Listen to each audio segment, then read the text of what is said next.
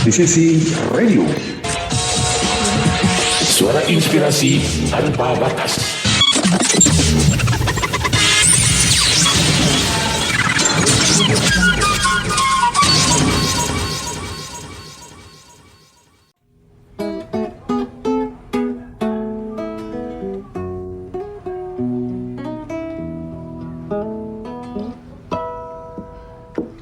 Sering merasa sendirian dan tak berarti di dalam keterbatasan. Mencari teman untuk berbagi yang dapat mengerti di tengah kegelisahan. Jangan ragu teman, di sisi ada untukmu. Berikan dukungan untuk hidup yang lebih baik. Disability Care Center, teman curhat untuk kita semua. Disability Care Center, kamu tak sendiri, kami ada untukmu. Setiap orang diciptakan unik serta berbeda, karena kita berharga. Jadilah pembawa damai, garam dan terang dunia, hidupmu lebih bermakna. Pantang menyerah, hadapi segala tantangan. Berpikir positif, optimis, percaya diri. Disability Care Center, teman curhat untuk kita semua. Disability Care Center, kamu tak sendiri, kami ada untukmu. Yeah.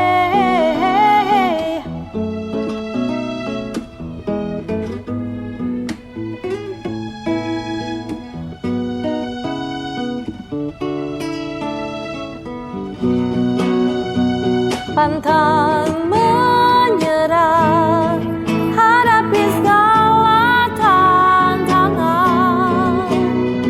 Berpikir positif, optimis, percaya diri. Disability Care Center, teman curhat untuk kita semua. Disability Care Center, kamu tak sendiri, kami ada untukmu. Disability Care Center, teman curhat untuk kita semua.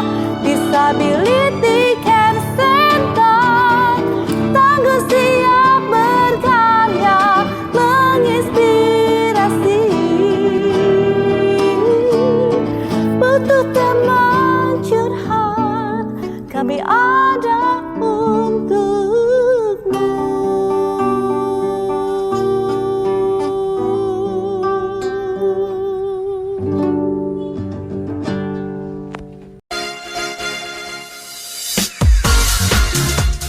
Sahabat di sisi masih bersama dengan di sisi radio suara inspirasi tanpa batas. Jangan kemana-mana, kita akan kembali setelah yang satu ini. Tetap di sisi radio. The best songs on the radio. This is my only favorite station.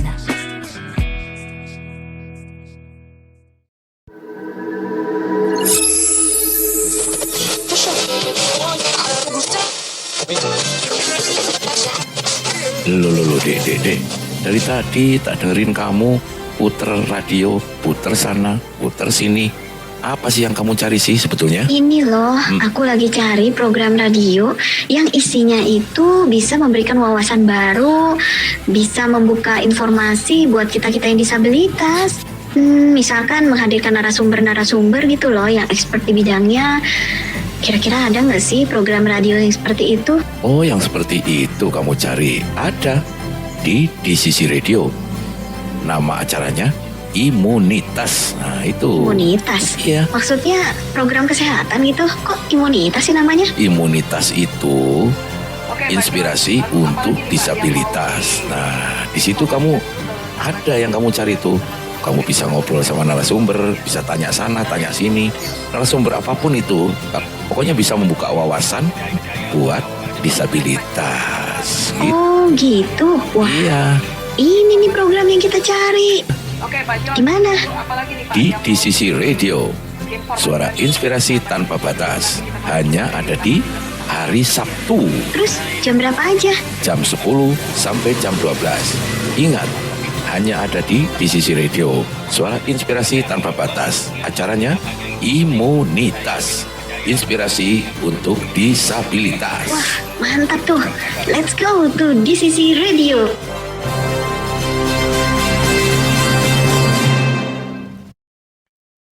Semangat yang baru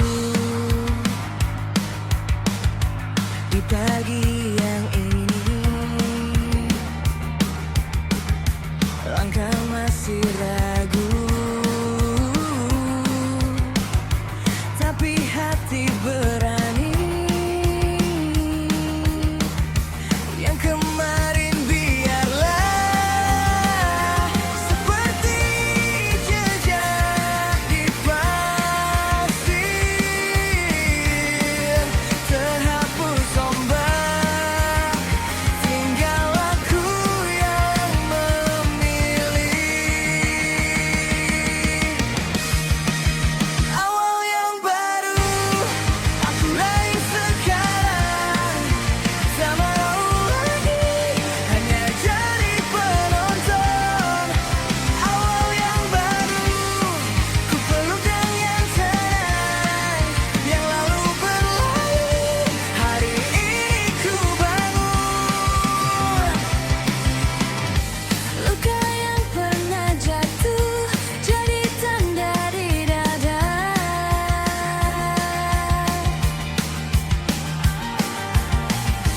bukan lagi beban jadi arah kemana melangkah. Yang hilang ku lepaskan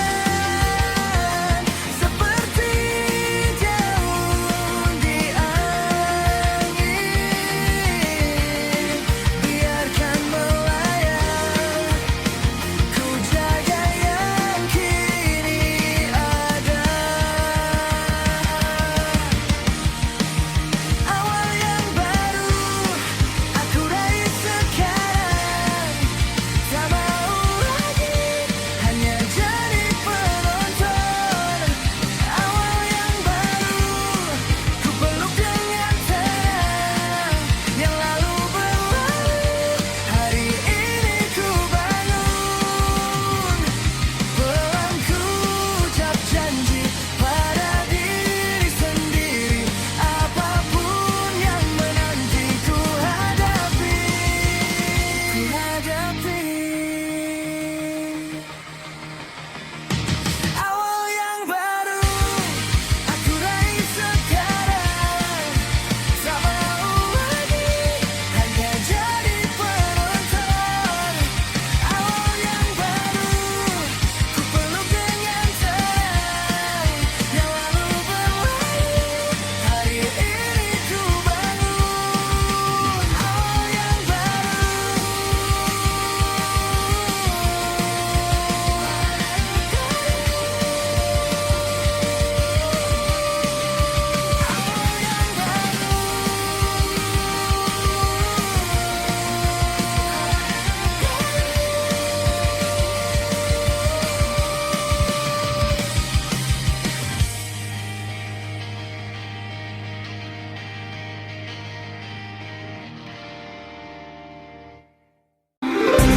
Sahabat DCC, masih bersama dengan kami di DCC Radio, suara inspirasi tanpa batas.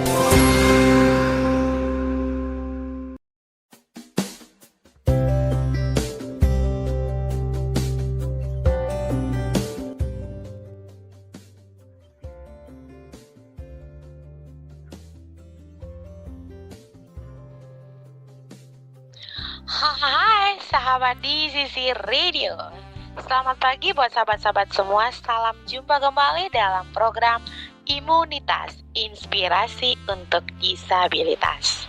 Nah sahabat di sisi, seperti biasa, bagaimana kabar sahabat-sahabat semua di weekend kita kali ini? Dan hari ini hari terakhir di bulan yang pertama.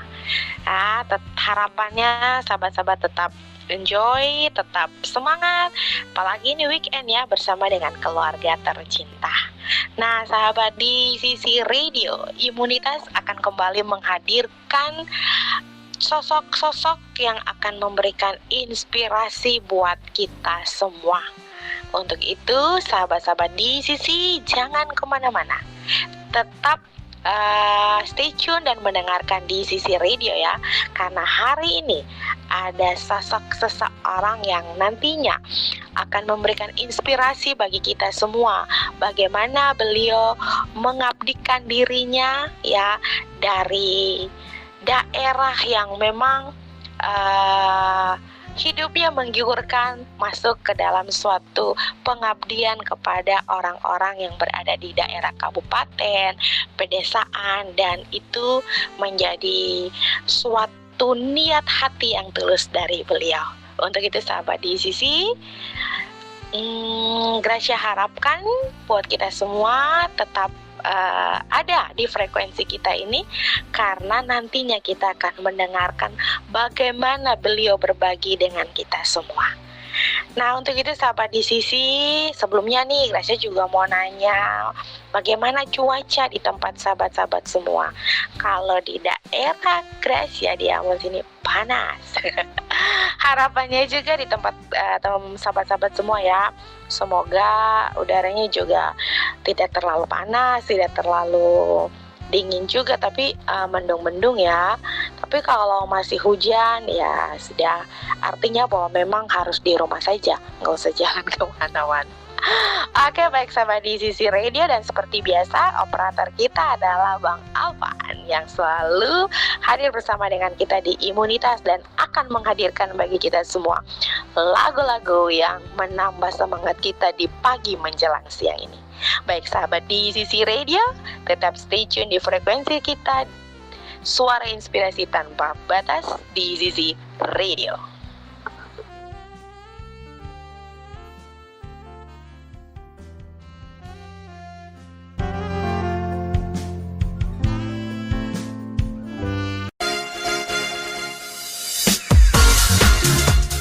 Sahabat di sisi, masih bersama dengan di sisi radio, suara inspirasi tanpa batas. Jangan kemana-mana, kita akan kembali setelah yang satu ini. Tetap di sisi radio. The best songs on the radio. This is my only favorite station.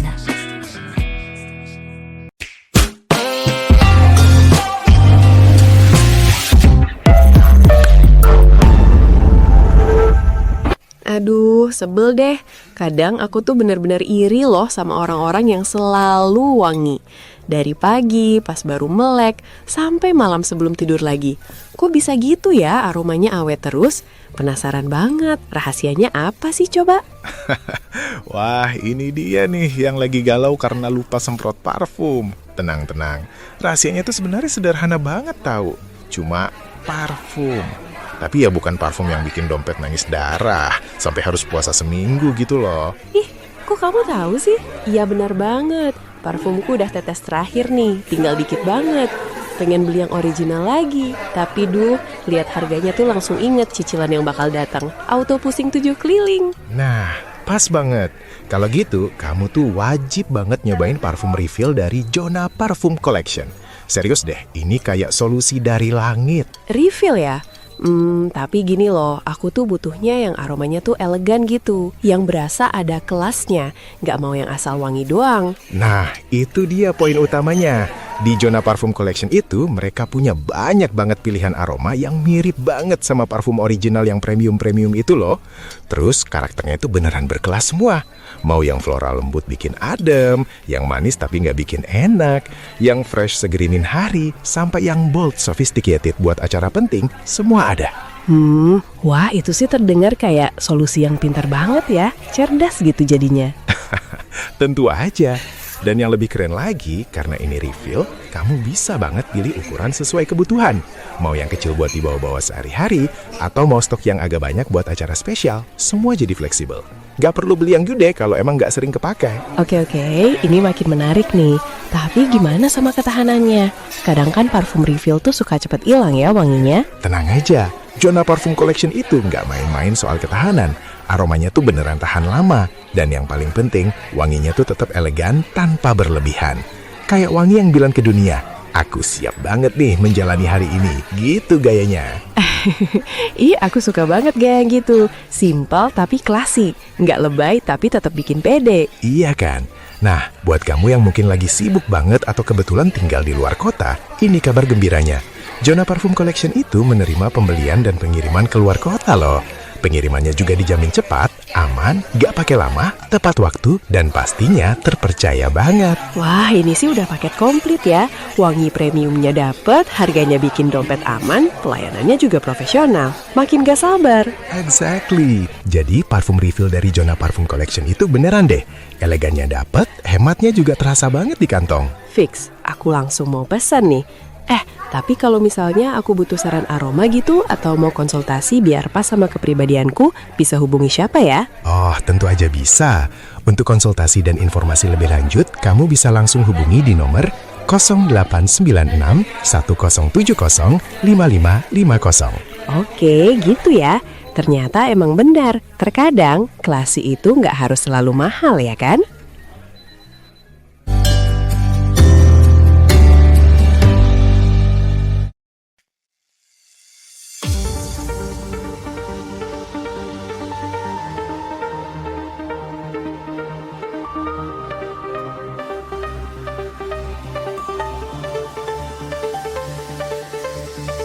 Dari pagi hari ku membuka mata, masih setengah sadar, dunia agak samar.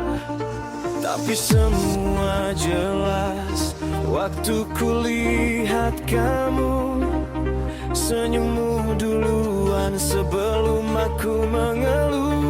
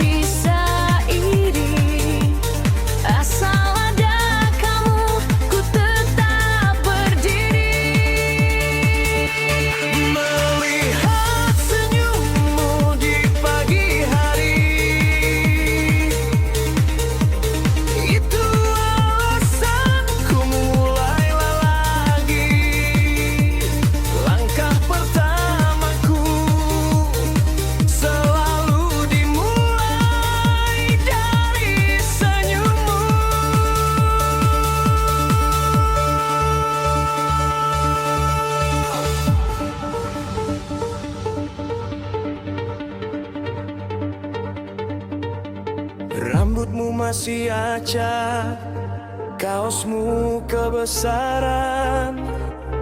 Kau bilang pagi, pelan tapi menenangkan. Tak perlu kata banyak, cukup tatapmu, seakan dunia bilang, ayo lanjutkan harimu.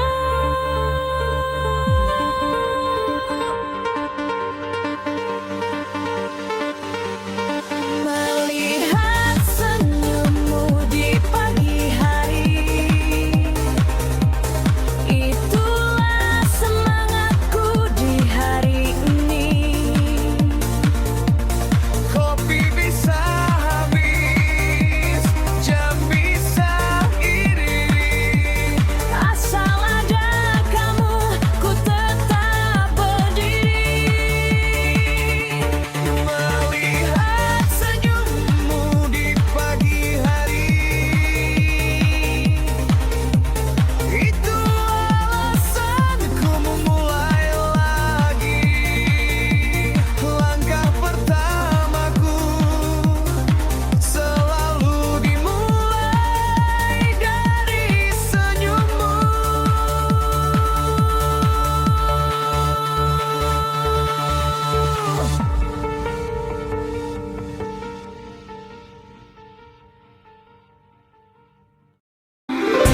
Sahabat di Sisi, masih bersama dengan kami di Sisi Radio, suara inspirasi tanpa batas.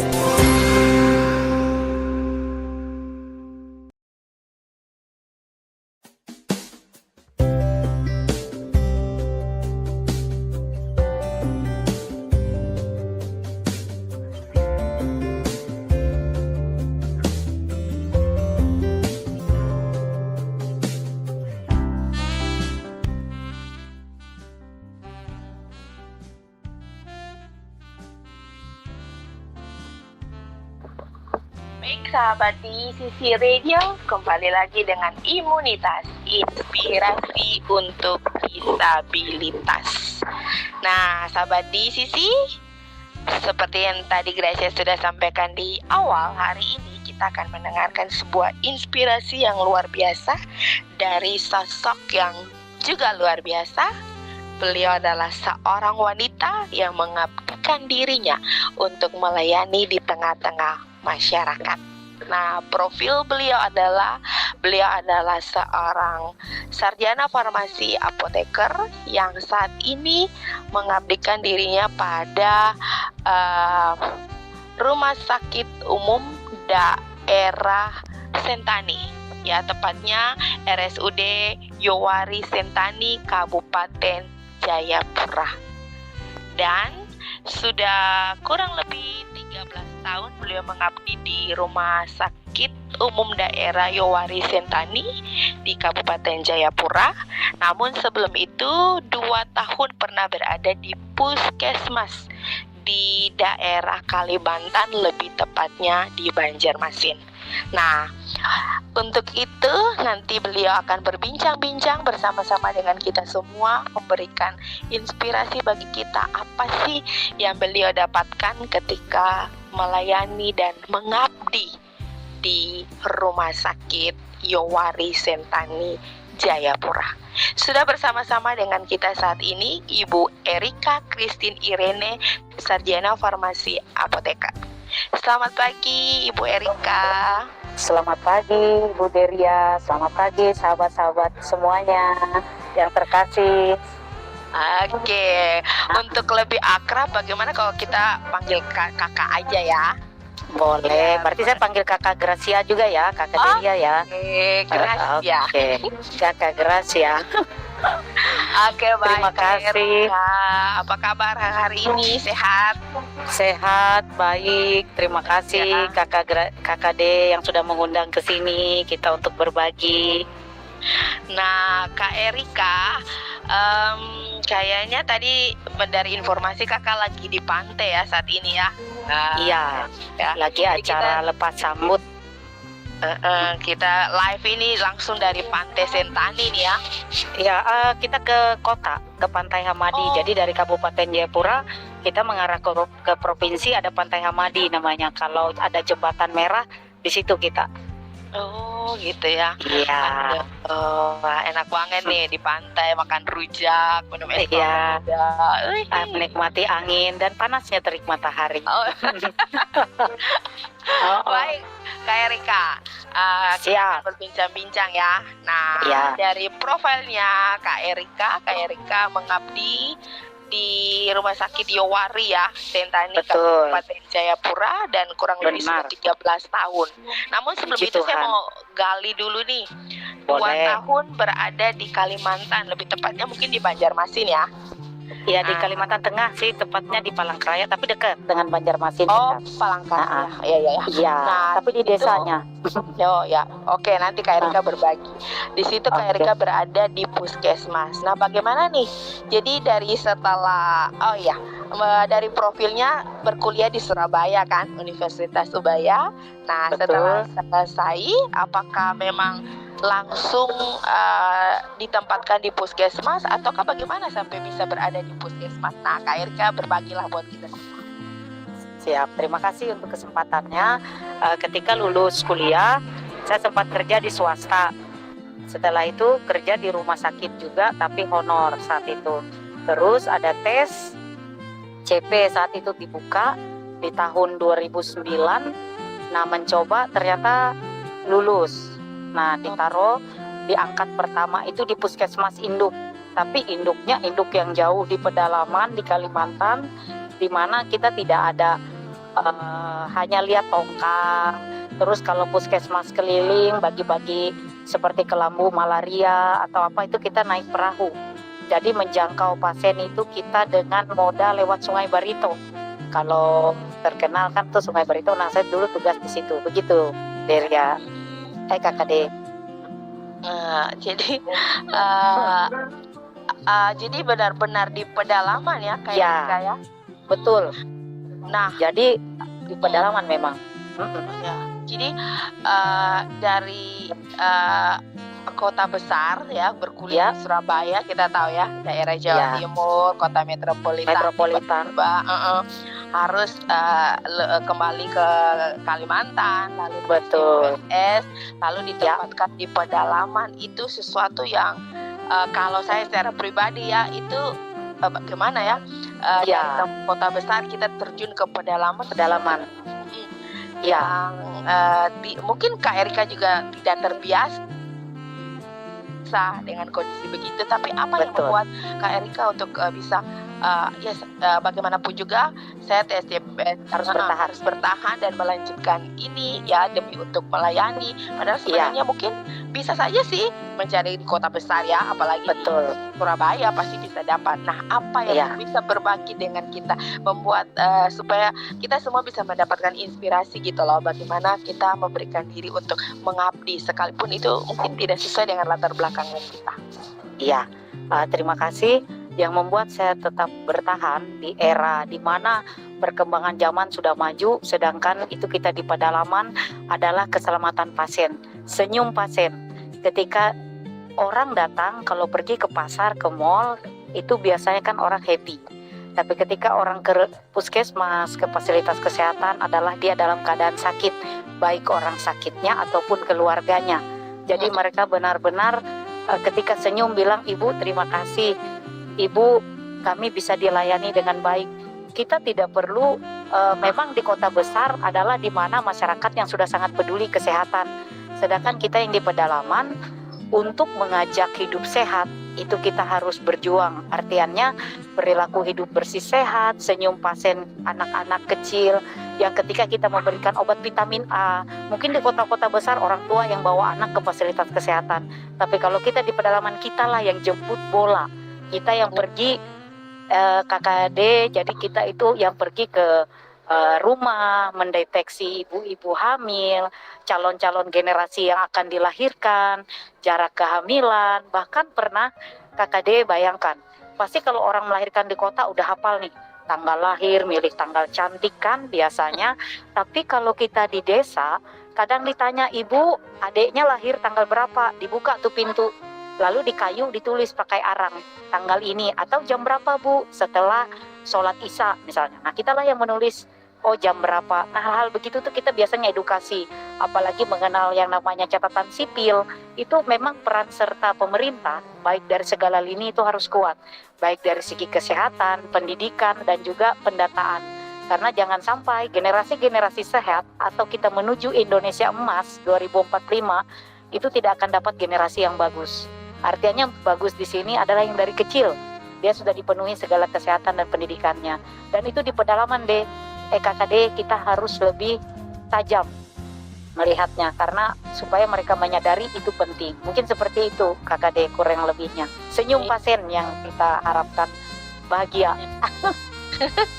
Oh, jadi selain itu pasti di latar belakangi juga dengan niat hati yang tulus ya. Amin. Di pedalaman ini bukan sesuatu yang biasa-biasa, pasti terkendala dengan listrik, banyak nyamuk. Benar betul, betul. Dari kota besar yang gitu kan, menuju listrik, ke pedalaman. Betul. Selama di Surabaya nggak pernah mati lampu. Oh, kalau saya di pedalaman itu KKD tahu, itu listrik cuma menyala jam 5 sore sampai jam 5 sore sampai jam 5 pagi. Itu udah mati. Dan untuk di puskesmas, untuk vaksin kan harus dingin. Kita pakai tenaga surya. Waktu itu tenaga surya mahal, masih sekitar tahun 2010 itu masih mahal. Jadi hanya puskesmas yang pakai. Sedangkan kita tenaga medis memang ada rumah dinas, tetapi satu listrik dengan watt 450 watt dibagi 2. Jadi kami petugas kesehatan itu untuk setrika baju juga jarang. Jadi yang penting sudah dicuci, dijemur langsung digantung. Kering langsung pakai. Jadi udah paham lah. Karena mau colok pasang setrika dia sudah jeplet jatuh gitu. Jatuh. Jadi kalau kita saklarnya jatuh. Jadi kalau kami dari pedalaman pergi ke dinas, biasanya laporan ya tiap bulan atau permintaan obat tiap bulan, itu ketahuan nih sama orang dinas, pas ini dari pedalaman nih. Karena ya udah bajunya udah ya begitu sudah. Cempoyong. Tapi happy. Tetap happy. Tetap happy ya. Karena melayani gitu ya. Karena melayani. Betul. Nah, Kak Erika, kalau berbicara di pedalaman Palangkaraya ya ini ya? Ya, di Kalimantan Tengah, tepatnya di Barito Utara dulu saya, di Puskesmas Induk. Padahal Puskesmas Induk nih, Tumpung Laung. Tapi ya begitu maksudnya. Kalau di Barito ini maksudnya kedapatan pasien-pasien itu dengan penyakitnya bervariasi atau ada khusus nih di sana nih, misalnya malaria atau demam, itu bagaimana Kak Erika? Betul. Kalau di Kalimantan, di pedalaman yang selama saya bertugas sebelum ke Papua, itu malaria juga salah satu endemi di sana. Jadi obat malaria, program malaria bagi kelambu juga sering kita lakukan. Sama ibu-ibu hamil yang sekarang mungkin programnya stunting ya. Kalau dulu itu kita sering mengalami itu ibu hamil yang melahirkan ari-arinya ketinggalan. Jadi itu yang biasanya kita rujuk ke rumah sakit di kota. Nah itu kalau sudah lewat jadwal speed, maka kita harus naik perahu. Nah kalau naik perahu itu pergi misalnya dia harus 6 jam. Jadi kadang kita sampai di kota dokter sudah marah, dokter kandungan, kenapa ini baru dibawa? Sedangkan kita baru bawa karena memang alat moda transportasinya hanya lewat Sungai Barito. Lalu yang kedua, ibu-ibu hamil di sana masih percaya dengan dukun beranak. Dukun beranak nih kayak biang mungkin ya, KKD ya. Jadi kami petugas kesehatan itu biasanya menjangkau juga pendampingan. Jadi kalau di kota besar bidan dengan dokter spesialis. Kalau kami bidan dengan biang. Jadi masyarakat lebih percaya biang, pendampingnya bidan. Terkadang ketika diperiksa di biang kan tidak ada buku pink jadi tidak terdeteksi nih ibu. Ketika sudah di akhir masa kehamilan mengalami gawat janin atau ibunya yang gawat. Nah itu saja kita harus edukasi. Untuk kalau periksa harus ke Paskes, ke fasilitas kesehatan tingkat pertama kalau puskesmas. Jadi seperti itu. Sakit-sakit begitu ya. Biang itu masih berlaku di sana masih ya? sangat berlaku. Bahkan masyarakat kita yang di sana masih sangat percaya dari biang. Jadi caranya kami menyiasati adalah dengan bidan yang berkolaborasi dengan biang. Padahal kalau di kota besar sudah dokter spesialis dong yang menangani. Kalau kita masih dengan biang, tapi kita tetap sebagai Paskes, apapun yang terjadi, apapun yang menjadi rintangan, kita harus tetap menyampaikan ini loh kita ada. Caranya kita pendampingan dengan biang. Jadi ketika turun itu kadang dengan biangnya, itu partner. Jadi itu timnya kita. Gitu Kak Ade. Oke, Kak Erika, satu pertanyaan lagi. Nah, selama di pedalaman di sana itu, apakah Kak Erika pernah menemukan ada teman-teman yang disabilitas ya, misalnya mungkin ada tunanetra atau ada yang kaki ini fisik gitu? Fisik, gitu. Terus mungkin atau ada disabilitas yang intelektual atau apa, mungkin ada nggak Kak Erika? Ada, tapi walaupun beliau agak, maksudnya mungkin mental ya, tapi ketika kita, jadi kadang bilang, kok nggak masuk kerja, kita bilang, di tanggalan saya merah semua, tapi kita tidak apa-apa, kita rangkul, tapi dia bagus dalam hal lain, pengarsipan bagus, jadi kayak berkas itu dia mengarsipkannya bagus, cuma tidak boleh dikasih pekerjaan yang berat, yang harus berpikir berat, tetapi terpola. Jadi sebenarnya jika kita mencari celah terampilnya di mana, dapat. Tapi dapat itu bukan kita hanya dengan sekali bertemu, tapi kita keseharian sama-sama akan tahu di mana keunggulannya. Semua orang spesial. Kita semua orang sehat dan yang disabilitas itu spesial. Artinya mereka adalah orang-orang istimewa yang diciptakan Tuhan untuk kita bisa bekerja sama. Jadi bagi kami dia spesial, kenapa? Karena dalam hal pengarsipan, jujur ya, saya saja itu pengarsipan tidak bagus. Jadi kadang data gimana, apa di mana lupa. Tapi kalau dengan beliau ini, tapi walaupun ya itu tadi tidak boleh kita memberikan yang membuat dia berpikir keras. Tetapi di satu sisi hal pengarsipan, misalnya kakak tolong arsipkan ini kak di berkas saya file staff ini bisa dan rapi dan tahu kode-kode itu sangat luar biasa. Karena saya sendiri jujur, kalau pengarsipan yang seperti itu kurang rapi. Tahu sih tapi berhamburan. Nah hal-hal seperti itu kita mengenal seseorang yang disabilitas atau yang saya di Papua sekarang, kita juga ada ya kayak Keswa, kesehatan jiwa. Tidak habis itu ada juga orang yang depresi. Kenapa depresi? Artinya dia sebenarnya bukan sakit jiwa, tapi orang sekitar yang menganggap dia sakit jiwa, itu yang salah. Itu yang salah. Karena terkadang dia seperti itu karena depresi, tekanan keluarga. Andaikan keluarga menekan, sebenarnya dia nggak begitu. Jadi hal-hal begitu yang harus kita gali dengan kita ketemu, duduk bareng. Jangan menganggap dia orang, tapi menganggap dia partner, tim. Jadi kita sama-sama membutuhkan. Berikan saja pekerjaan dari hal kecil dulu. Nanti kita akan tahu potensinya kemana. Itu ada pasti, dan mereka akan sangat apport ya, sangat tajam ke situ, sangat ini loh. Yang dia bisa tadi bahkan melebihi dari kita. Yang maksudnya tidak ini, tetapi dia ya. Nah, gitu. Baik Kak Erika. Nah, siap. Kita akan sudah dulu nih, kita dengarkan lagu yang diputarkan oleh operator kita dan kita akan lanjutkan lagi. Baik sahabat di Sisi Radio, kita akan kembali lagi dan untuk sahabat-sahabat tetap station di Sisi Radio Suara Inspirasi Tanpa Batas.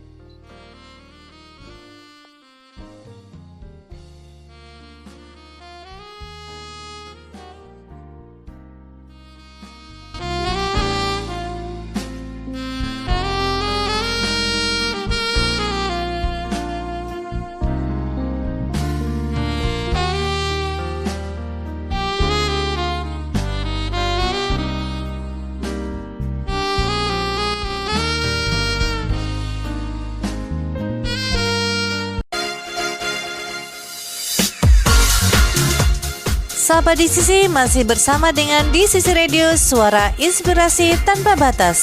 Jangan kemana-mana, kita akan kembali setelah yang satu ini. Tetap di Sisi Radio.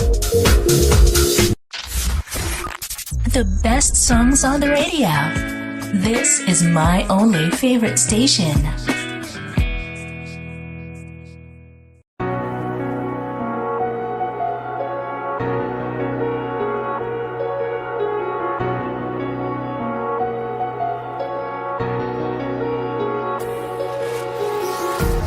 Empty hearts and neon lights, they're playing with my mind.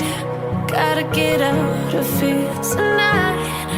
Oh, I wanna run off and fly, and I'll tell myself it's fine to be alone, just to find somewhere that finally feels like home.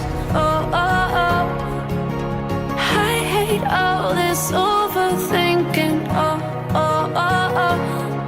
The more I swim, the more I'm sinking. Take me to a world of silver. No more heartbreaks, tears, painkillers. Take me somewhere unfamiliar. Bring me back to where we started out.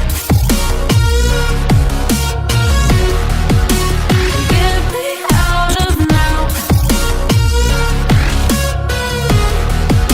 To where we started out.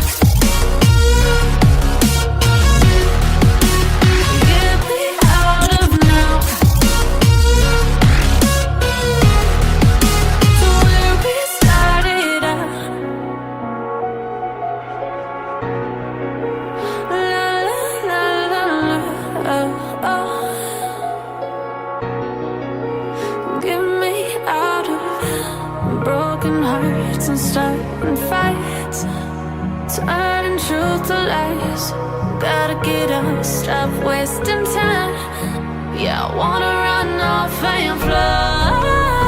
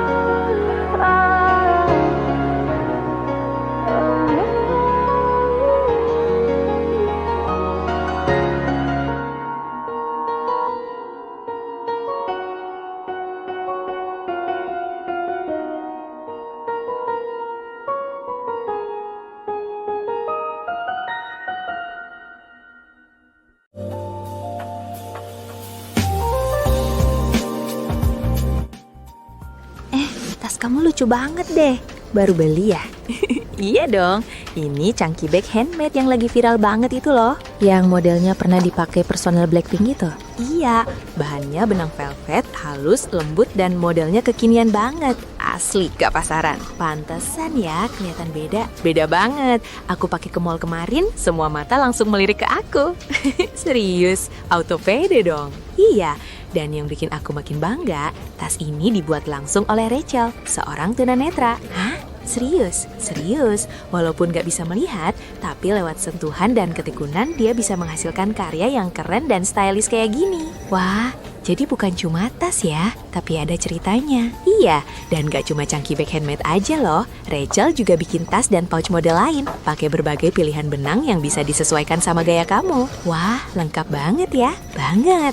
Bisa pilih warna sendiri, ada handbag atau selempang tali panjang. Dipakai ngantor oke, jalan ke mall makin kece. Fix, aku mau order. Kontaknya mana? Langsung aja hubungi Rachel di 0859 4533 6688 buat lihat foto dan tanya harga. Pre-order sekitar 1 minggu dan bisa dikirim ke alamat kamu. Keren sih. Bukti kalau keterbatasan gak pernah ngebatasin karya. Chunky bag handmade, bikin kamu tampil makin kece dan penuh makna.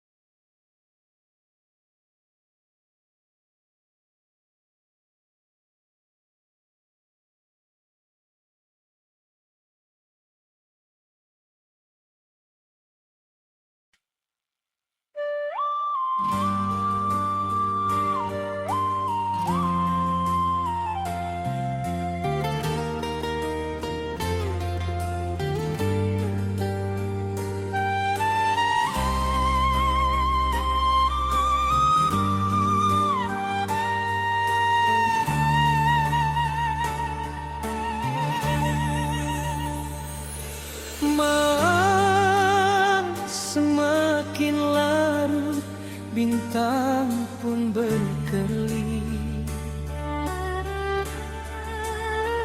di atas sana rembulan tersenyum manis.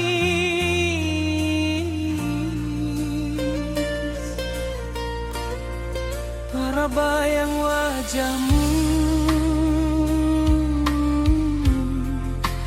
kekasih hati, dalam angin malam rindu ini bersemi.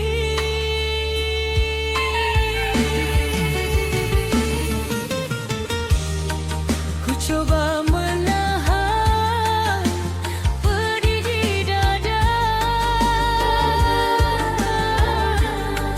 namun wajahmu tak bisa terlupa.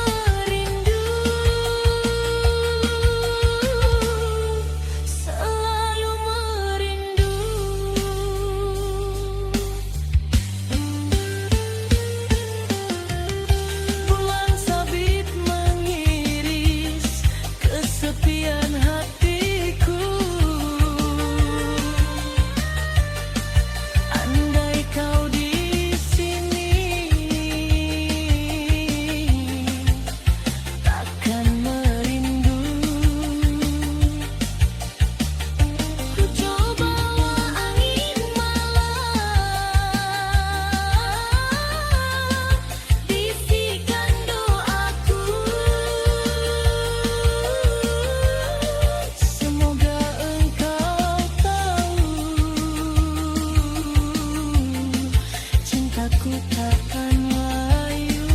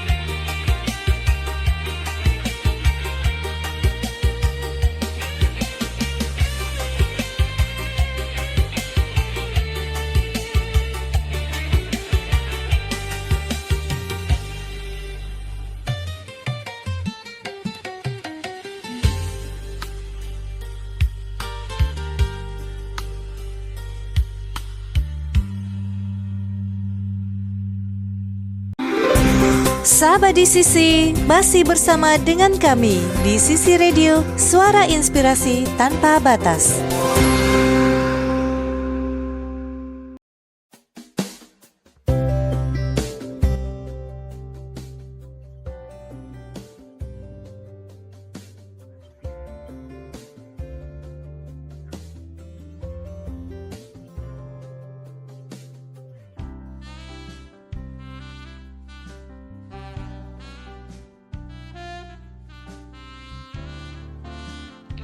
Sahabat di Sisi Radio, kita kembali lagi dengan imunitas inspirasi untuk disabilitas, dan hari ini kita menghadirkan sosok perempuan yang begitu luar biasa yang memberi diri untuk mengabdi kepada masyarakat di pedalaman. Ibu Erika Christine Irene, Sarjana Farmasi Apoteker. Kak Erika masih di situ? Masih stay di sini. Belum lapar kan? Belum. Karena ini sudah jam makan siang waktu Jayapura. Iya, Jayapura dan Maluku. Iya, Maluku dan Ambon.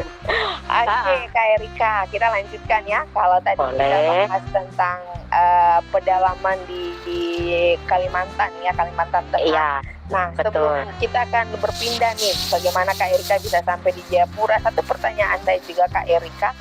Apakah di pedalaman Kalimantan ini di apa tepatnya tadi ya? Lupa saya. Di Tumpung Lawung, Barito Utara. Ya, Barito Utara. Nah, di Barito Utara itu juga kalau tadi Kak Erika jelaskan bagaimana ada disabilitas intelektual yang bekerja di puskesmas ya, berikan arsipan dan sebagainya. Nah, tapi apakah ada pasien ya dengan kondisi tertentu, kondisi keterbatasan yang pernah dilayani oleh Kak Erika dan teman-teman di sana? Ada. Jadi ibu hamil yang dia tunadaksa ya, yang kaki ya, iya kaki enggak, bicara pun tidak terlalu jelas. Iya.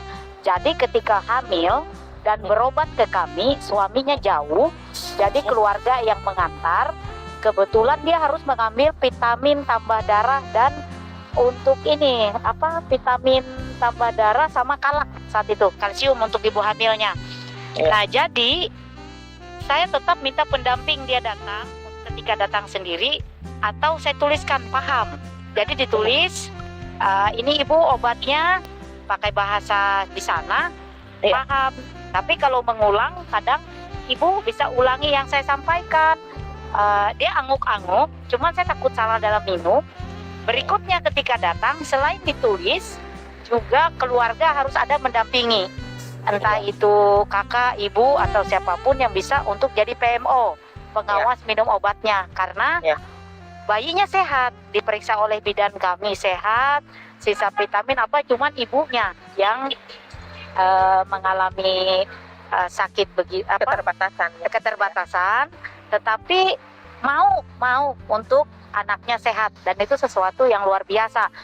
Artiannya keluarga juga mendukung, walaupun di tengah keterbatasan mereka yang harus bekerja ke ladang. Kalau di Kalimantan kan menyadap karet sama rotan. Nah itu. Tapi mereka selalu datang. Setiap bulan dia membawa buku pinknya, selalu datang. Dan puji Tuhan anaknya lahir sehat dan sempurna. Dan dilanjutkan lagi dengan berobat, walaupun melahirkan awalnya dengan biang, tapi setelah itu tetap biangnya memanggil kami karena partner tadi. Untuk selanjutnya anaknya imunisasi, timbang dengan kita sesuai program di puskesmas, begitu.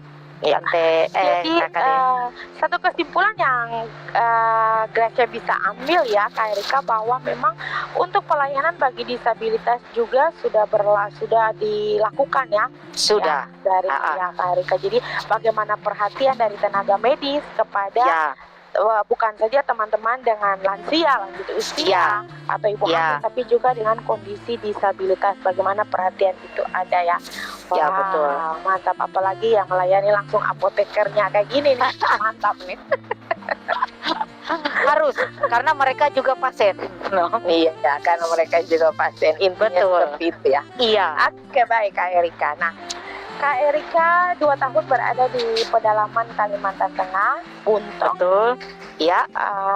Dan tiba-tiba bisa ada di Sentani Jayapura ini, bagaimana ceritanya Kak Erika? Padahal kan mungkin waktu itu penempatannya sudah di Puskesmas Kalimantan Tengah ya, meskipun di pedalaman. Tapi kenapa bisa tiba-tiba ada di Sentani? Apakah memang meminta untuk saya mau ke Sentani, saya mau cari pengalaman baru atau bagaimana Kak Erika? Ya, jadi kenapa bisa pindah ke Sentani saat itu? Dikarenakan ada waktu itu pindah, teman ada yang pindah, kurang katanya di sini di Papua. Terus juga waktu itu karena saya punya nona dibawa ke sana, Kesia anak dibawa ke sana, jadinya saya mau dia jangan jauh dari saya, jadi saya ingin pindah ke Jayapura juga. Walaupun ya seperti itu akhirnya ya kami berdua gitu. Jadi sesuatu yang ini juga ya, ada mah orang tuh saya mau pindah, aku mau pindah ke ini aja deh, ke misalnya kota provinsi Maluku atau provinsi Sumatera. Ini malah pindah lagi ke tempat yang kurang lebih hampir sama ya. Betul. Hampir sama dan mungkin bisa budaya lebih parah gitu, budaya berbeda ya.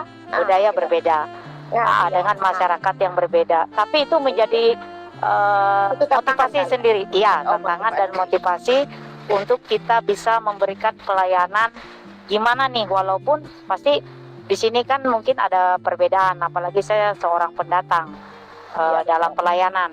Tetapi ketika kita berusaha menjadi tetap yang terbaik untuk masyarakat, untuk pasien kita, soal diterima bagi saya pribadi, ya udahlah, yang penting saya sudah pelayanan dengan baik, sapa, senyum, ramah, modalnya itu dulu. Soal kalau nggak tahu bisa tanya. Modalnya Carlota aja ya. Iya, modalnya Carlota, benar. Jadi SKSD, sok kenal sok dekat dulu. Soal diterima ya. Langsung penempatannya di RSUD Yowari Sentani ya? Betul. Karena saat itu apoteker cuma satu. Jadi kurang ada senior satu, tapi cuma satu dan kurang. Karena kita rumah sakit tipe C itu minimal apotekernya 5-6. Akhirnya diterima nih. Kalau sebetulnya Oke Kak Erika, kita lanjutkan ya. Boleh. Bicara tentang rumah sakit Yowari Sentani. Nah, bagaimana pengalaman Kak Erika di sana menghadapi para pasien dengan kebudayaan yang berbeda juga ya dari begitu sangat jauh berbeda, sangat jauh berbeda. Jadi dan kalau dilihat ya pasti pada awal masuk itu Kak Erika masih karyawan meraba-raba ini kemana nih arahnya? Bagaimana alur atau jalannya obat sampai ke tangan pasien di sana Kak Erika? Oke, siap. Jadi dia seperti ini. Ketika pasien kami di sini, itu mereka adalah pasien-pasien di sini kan dia ada otonomi khusus ya. Papua. Jadi pasien-pasien kita biasanya datang itu kita di RSUD, di mana Rumah Sakit Plat Merah, kita biasanya bilang jadi kita banyak menangani pasien dari sini. Atau kami adalah Kabupaten Jayapura, di mana bandara di kita. Sebelum mau ke kota Jayapura pun di bandara di kita. Jadi banyak pasien kami yang transit dari beberapa daerah di luar Kabupaten Jayapura yang masuk dalam Papua juga. Jadi antar kabupaten saja kadang berbeda. Nah, kamilah sebagai petugas kesehatan, biasanya pasien datang, kalau ke kita itu cepat-cepat minta dilayani. Jadi kadang kita harus menjelaskan, karena pos terakhir dari pasien datang adalah farmasi, obat.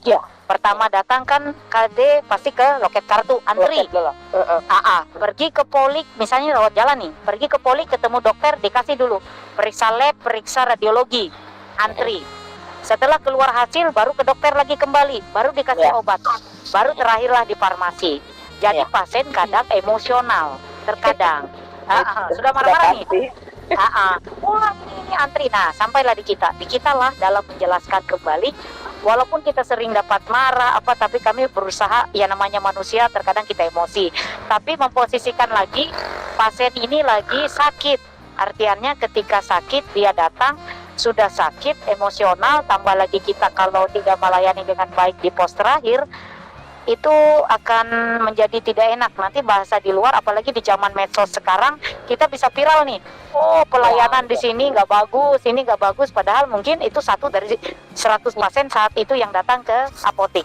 Nah, jadi adalah triknya, biasanya kami bilang ke petugas, termasuk saya sendiri saat itu, adalah kita harus senyum, sapa, ramah. Artinya dalam menjelaskan pun kita harus menjelaskan bahasa yang gampang ke pasien. Misalnya jangan pakai bahasa, contoh supositoria nih, atau yang masuk lewat pantat, anus. Kita jangan bilang lewat dubur.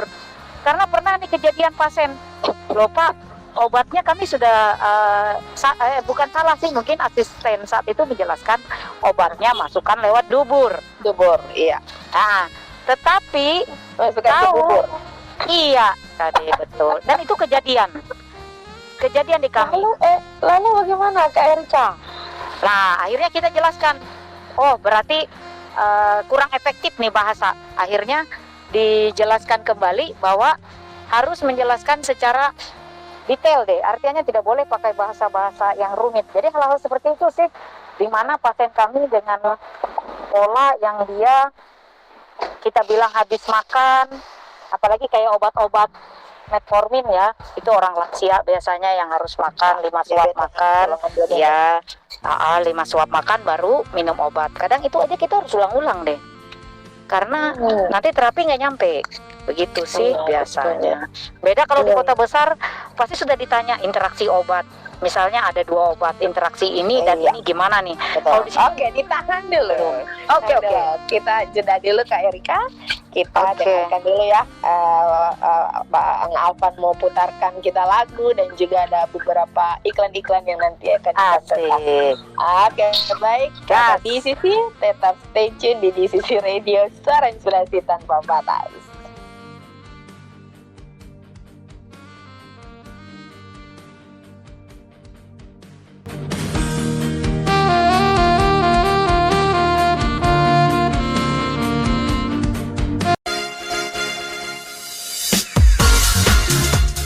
Sahabat DCC masih bersama dengan DCC Radio, Suara Inspirasi Tanpa Batas.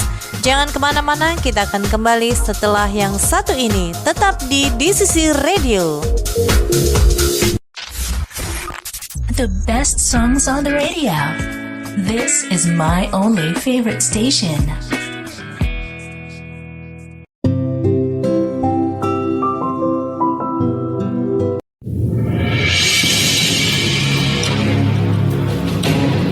Sesaat lagi kita akan mendengarkan My Inspiration Today. My Inspiration Today.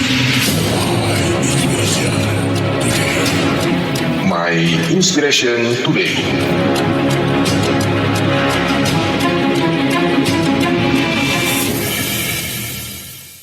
Inspirasiku hari ini akan mengisahkan kehidupan Helen Keller, seorang perempuan luar biasa yang membuktikan bahwa keterbatasan bukanlah akhir dari harapan. Pada suatu pagi musim panas tahun 1882 di Tuscumbia, Alabama, seorang bayi perempuan bernama Helen Keller terbangun dari demam tinggi. Ia baru berusia 19 bulan. Tak lama kemudian, keluarganya menyadari bahwa Helen kehilangan dua anugerah paling berharga, penglihatan dan pendengaran. Dunia menjadi sunyi dan gelap baginya. Tanpa bisa melihat atau mendengar, Helen kecil tumbuh dalam kebingungan dan frustrasi. Ia tidak bisa berkomunikasi, sering marah dan sulit dikendalikan. Hidupnya seperti terkurung dalam penjara sunyi yang tak terlihat. Namun, titik balik datang ketika Helen berusia 7 tahun. Keluarganya mempercayakan pendidikan Helen kepada seorang guru muda bernama Anne Sullivan, yang juga pernah mengalami kebutaan. Anne datang dengan harapan dan tekad baja. Hari pertama, Anne mengajarkan Helen kata doll dengan mengeja huruf-hurufnya di tangan Helen. Tapi Helen tidak mengerti bahwa simbol-simbol itu mewakili kata. Hingga suatu hari, saat Anne memompa air ke tangan Helen dan mengeja water di tangan satunya, Helen tiba-tiba menyadari bahwa segala sesuatu memiliki nama. Dunia yang gelap dan sunyi itu perlahan mulai terbuka. Sejak saat itu, Helen belajar dengan semangat luar biasa. Ia menguasai alfabet jari, membaca huruf Braille, bahkan belajar berbicara. Ia kemudian menjadi orang tuli buta pertama yang meraih gelar sarjana, lulus dari Radcliffe College dengan predikat cum laude pada tahun 1904. Namun, Helen tidak berhenti di situ. Ia menjadi penulis, aktivis, dan pembicara publik. Ia memperjuangkan hak-hak penyandang disabilitas, kesetaraan gender, dan keadilan sosial. Ia menulis lebih dari 12 buku dan ratusan artikel, termasuk autobiografinya yang terkenal, The Story of My Life, yang telah menginspirasi jutaan orang di seluruh dunia. Helen Keller membuktikan bahwa keterbatasan fisik bukanlah batas bagi jiwa yang besar. Ia pernah berkata, "The only thing worse than being blind is having sight but no vision." Kisah Helen Keller adalah bukti bahwa dengan bimbingan, cinta, dan tekad yang kuat, bahkan kegelapan dan kesunyian pun bisa diterangi oleh cahaya harapan dan pengetahuan. Semoga kisah ini memberi inspirasi bagi kamu ya. My inspiration today.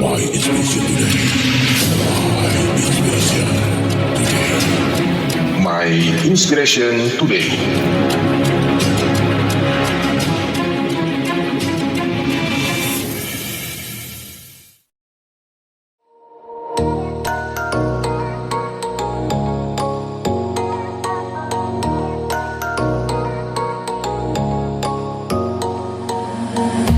I think about you all the time.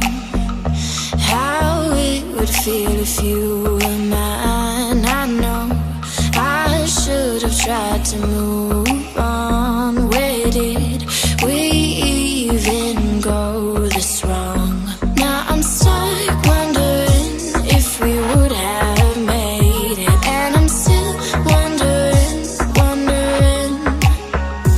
if you found somebody new. Have you found somebody new?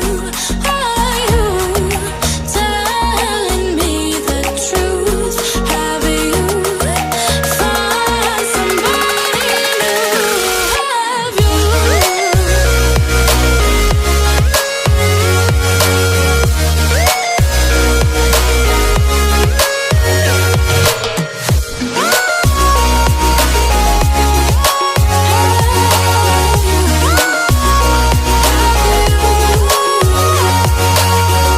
We used to be so in tune.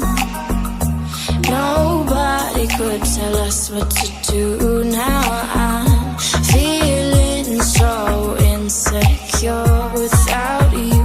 I don't feel so sure.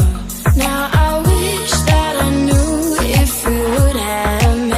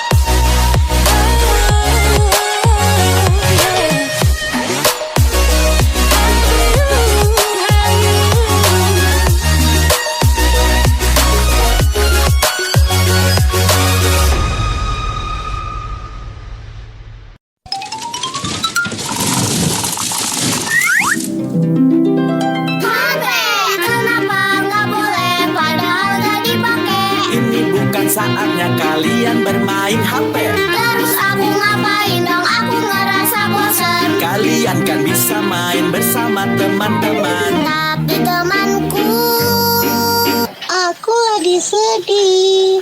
Hai teman-teman, jangan bersusah hati ya. Kita harus tetap sukacita. Kita dengarkan cerita Alkitab Anak setiap minggu pukul 16.00 sampai 17.00 waktu Indonesia Barat hanya di Sisi Radio. Suara Inspirasi Tanpa Batas.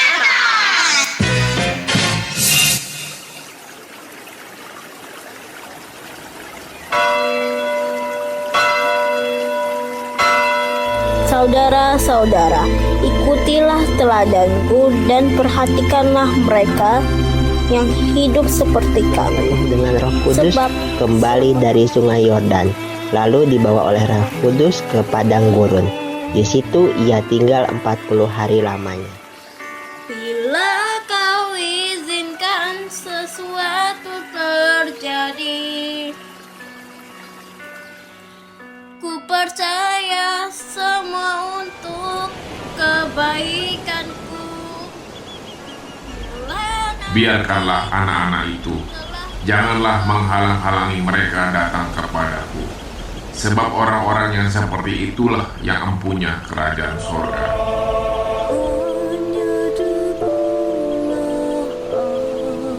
Deus Vult, Tuhan berkehendak. Dipersembahkan oleh Sahabat Disabilitas Katolik.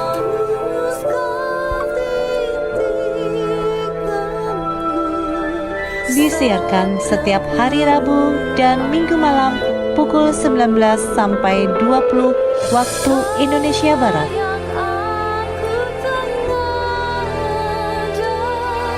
Hanya di DCC Radio, suara inspirasi tanpa batas.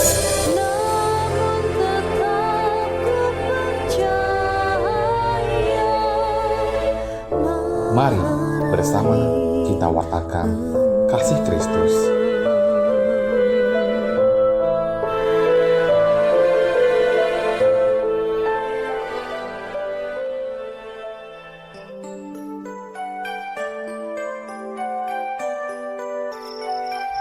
Kamu kenapa, Mer? Kok murung? Lagi sedih? Ya nih, aku lagi kepikiran tanteku yang mau operasi tumor otak. Tapi aku bingung, aku perlu dukung doa. Tapi aku tidak ada channelnya untuk minta dukung doa. Oh, tenang aja, Mer. Ayo yuk, aku ajak kamu ikut programnya Yesua di DCC Radio. Nanti untuk pokok doamu akan didoakan oleh serafim-serafim yang ada di Yesua. Yuk, ayo.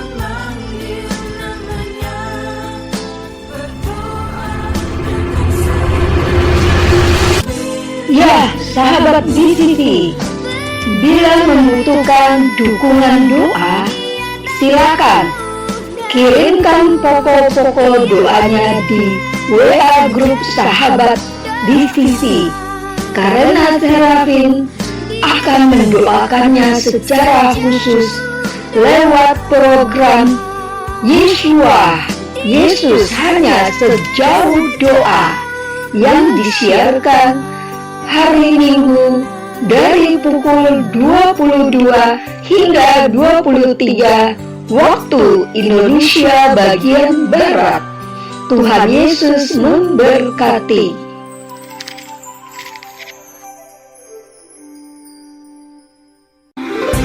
Sahabat DCC, masih bersama dengan kami di DCC Radio, suara inspirasi tanpa batas.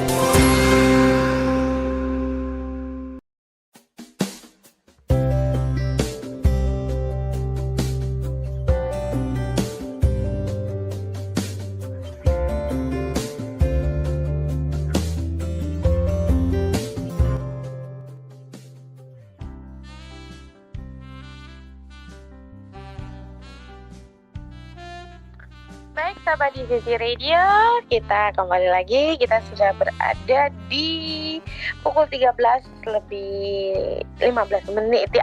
Maaf, pukul 11 lebih 15 menit. Maaf karena di Ambon sudah pukul 13. Baik sahabat di sisi, terima kasih buat sahabat-sahabat yang masih tetap setia mendengarkan di sisi radio, terutama imunitas, inspirasi untuk disabilitas. Dan terima kasih juga buat sahabat-sahabat yang mungkin baru join saat ini bersama-sama dengan kita. Kita ada di imunitas dan kita hari ini bersama dengan Kak Erika Christine Irene, sarjana farmasi apoteker yang mengabdi di Rumah Sakit Umum Yowari Sentani Kabupaten Jayapura. Dan Kak Erika juga sudah mengabdi sekitar 13 tahun di masyarakat Kabupaten Jayapura, lebih khusus di Sentani, dan bagaimana pengalaman-pengalaman untuk berhadapan langsung dengan pasien-pasien di sana. Ya, Kak Erika sudah berbagi sedikit dengan kita, lalu tadi bagaimana jalur obat sampai ke tangan pasien, apalagi pasien dengan mungkin keterbatasan pendidikan rendah gitu ya, bagaimana cara komunikasi, informasi dan edukasi kepada pasien. Nah, mari kita lanjutkan. Kak Erika, belum lapar kan Kak Erika? Belum. Iya, setelah ini boleh Kak Erika makan itu ketupat aja di pantai ya. Ikan bakar. Oke, baik Kak Erika. Nah, kalau tadi kita berbicara terkait jalur obat sampai ke tangan pasien ya, bagaimana Kak Erika dan tim dan edukasi kepada pasien. Nah, Kak Erika, lalu bagaimana? Apakah yang menjadi satu pertanyaan bagi banyak orang, apalagi teman-teman kita yang disabilitas ya, bagaimana tenaga medis atau lebih tepatnya rumah sakit itu bisa melayani orang-orang dengan yang mempunyai keterbatasan ya, disabilitas gitu ya. Karena mungkin Kak Erika di beberapa tempat gitu ya, di beberapa daerah mungkin untuk pelayanan disabilitas itu masih kurang. Mungkin karena banyak orang terbatas dalam pemahaman apa sih disabilitas itu gitu ya. Dan apalagi kebanyakan orang berpikir begini, ada kalimat yang begini Kak Erika, mohon maaf sebenarnya, mereka kan rumah sakit pemerintah, mereka lihat kita nih apaan coba, apalagi kalau kita sudah datang pakai BPJS. Nah, itu tidak bisa dipungkiri, itu kebenaran yang selalu memang terkadang banyak orang menyatakan seperti itu. Nah, bagaimana Kak Erika di sana bisa memberikan KIE, apalagi buat teman-teman disabilitas, apakah sudah punya akses untuk teman-teman disabilitas, diprioritaskan atau tidak? Nah, mungkin Kak Erika bisa berbagi dengan kita. Baik Kak. Ya, terima kasih Kak Ade. Kami sangat concern, sangat ini juga dengan pasien-pasien disabilitas. Kenapa? Karena kita rumah sakit satu-satunya yang masih di Kabupaten Jayapura, belum ada masih rumah sakit yang lain, sehingga itu juga menjadi salah satu pelayanan. Jadi di rumah sakit itu ada beberapa yang namanya adalah kita mencegah manajemen risiko, di mana salah satu risiko baik pasien disabilitas maupun pasien umum pada yang biasanya yang bukan disabilitas atau dengan keterbatasan. Jadi kami berusaha, misalnya dimulai dari toilet dulu. Di toilet sekarang kita ketika kemarin diperiksa, jadi di audit kita itu masih belum punya yang waktu itu untuk pegangan. Contohnya saja nih, di kamar mandi ini untuk kalau pasien ini kan harus ada pegangan tuh. Nah itu yang kita belum punya waktu itu dan kita ditegur oleh tim akreditasi, sehingga itu harus ada. Sehingga kami mulai merehab itu pelan-pelan, dari beberapa ruangan kami sudah direhab. Terus juga untuk kejadian landainya, kan rumah sakit kami di daerah agak gunung, sehingga dia ada tanjakan misalnya Ade. Nah itu lantainya yang kita usahakan supaya dia ada beberapa kejadian. Nah, mencegah terjadinya kejadian potensial cedera, di mana ketika pasien jalan dia akan jatuh atau tergelincir, itu juga tidak boleh.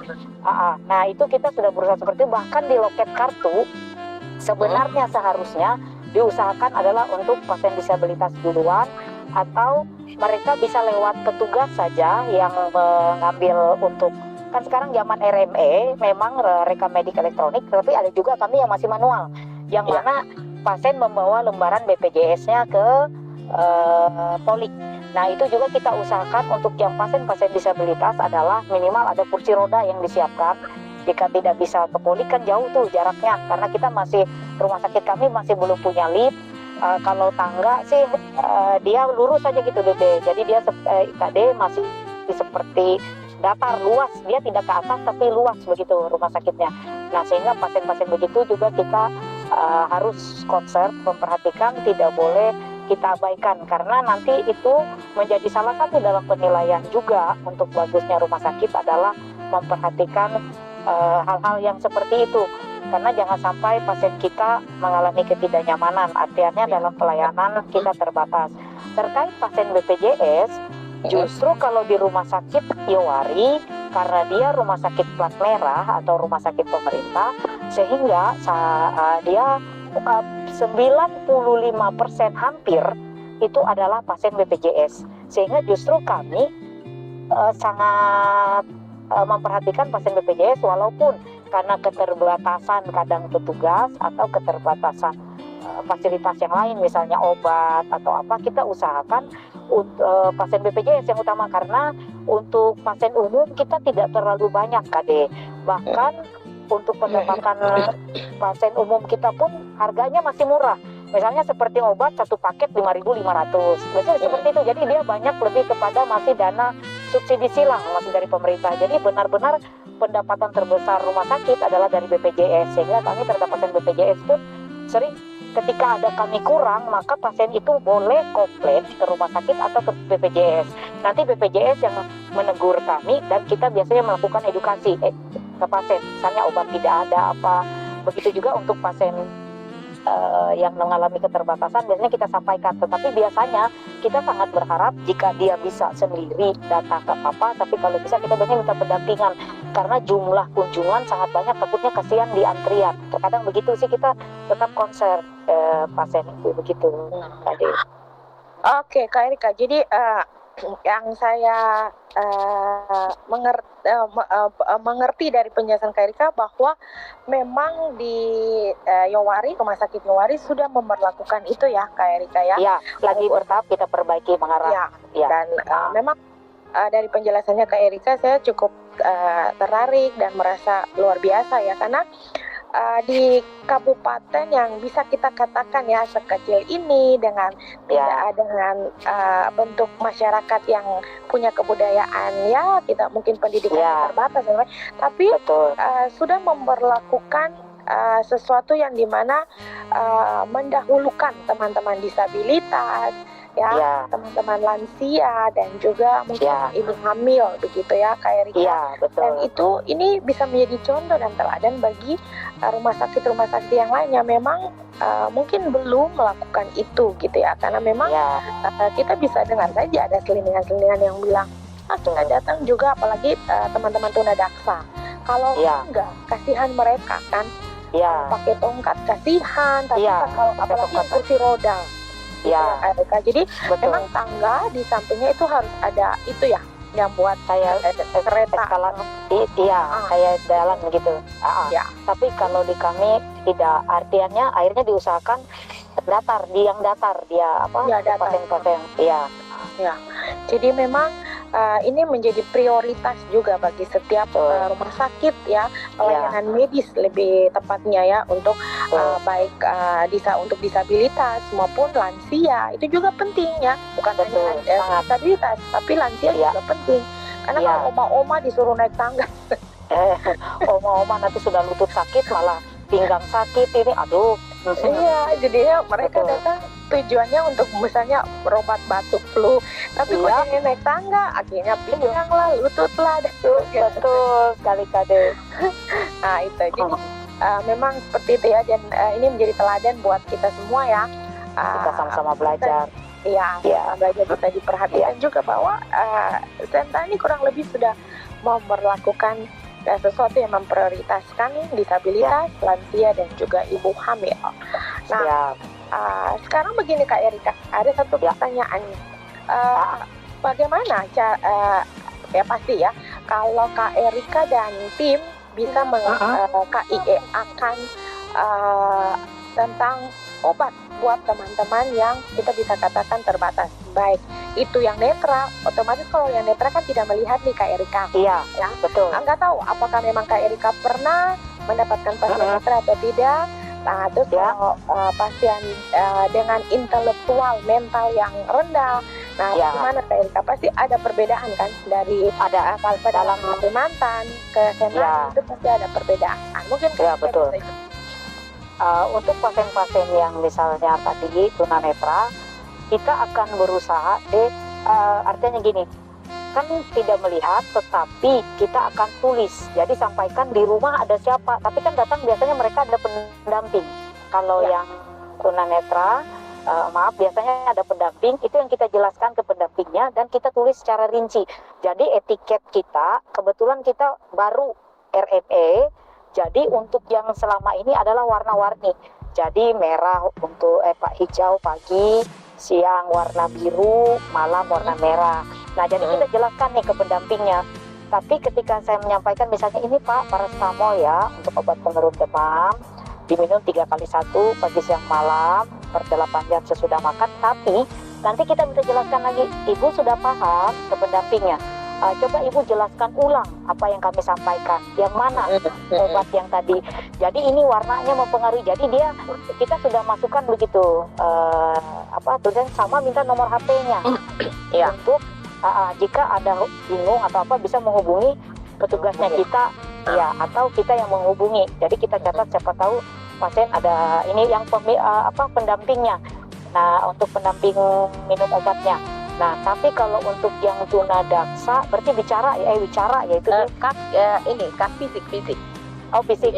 Kaki. Kalau mereka kan masih melihat ya. Iya, masih melihat. Jadi biasanya jika masih bisa bicara, kita minta diulang. Misalnya Ibu ini minumnya begini, Ibu paham, Ibu bisa izin ulangi apa yang kami sampaikan. Karena kalau dia pasien cuma mengangguk, artinya itu kadang antara mengerti atau tidak. Jadi biasanya minta diulang apa yang kami sampaikan tadi deh.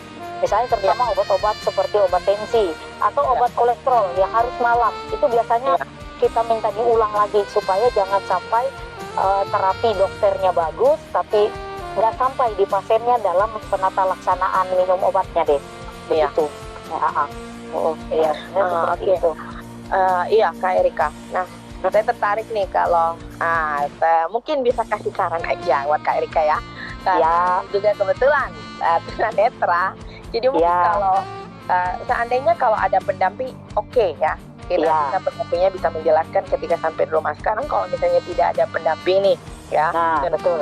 Sendiri gitu ya. Nah, dia kan pasti akan kesulitan. Ini warna warna rumah, warna jadi mungkin bisa lebih mempermudah dengan kita kalau netra itu kan meraba ya Kak Erika. Benar. Kita kasih tanda Kak Erika. Mungkin begini, warna merah kita kasih garis 1. Maksudnya salah dari pihaknya Kak Erika bikin apa supaya mempermudah teman-teman netra ini. Jadi ini plastiknya etiket obat nih merah nih, tapi kan ada 1 garis atau apa yang timbul begitu atau seperti braille gitu ya. Kalau huruf kan kalau huruf braille. Tapi kalau apalagi yang nggak bisa braille kan, kayak saya bisa braille Kak Erika. Jadi mungkin kasih tanda aja garis 1 yang timbul juga kita bikin garis apa atau kode 1. Ini kalau diraba 1 itu berarti warna merah ya Pak. Warna gitu, biru betul. kasih garis 2. Diraba 2 itu biru ya. Itu Pak, itu berarti itu siang. Iya, itu siang. Misalnya apa ya? Misalnya obat lambung.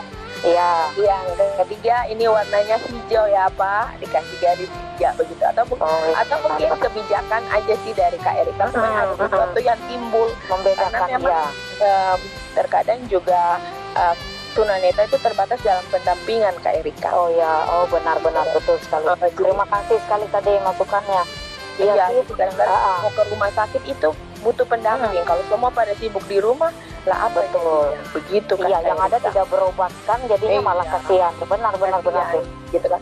Kalau cuma sakit biasa-biasa saja oke, tapi kalau sakit diabetes, hipertensi, mungkin harus kontrol kan kasihan kalau mereka tidak gitu kan.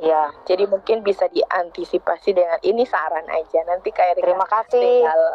sampaikan ke bagus sarannya.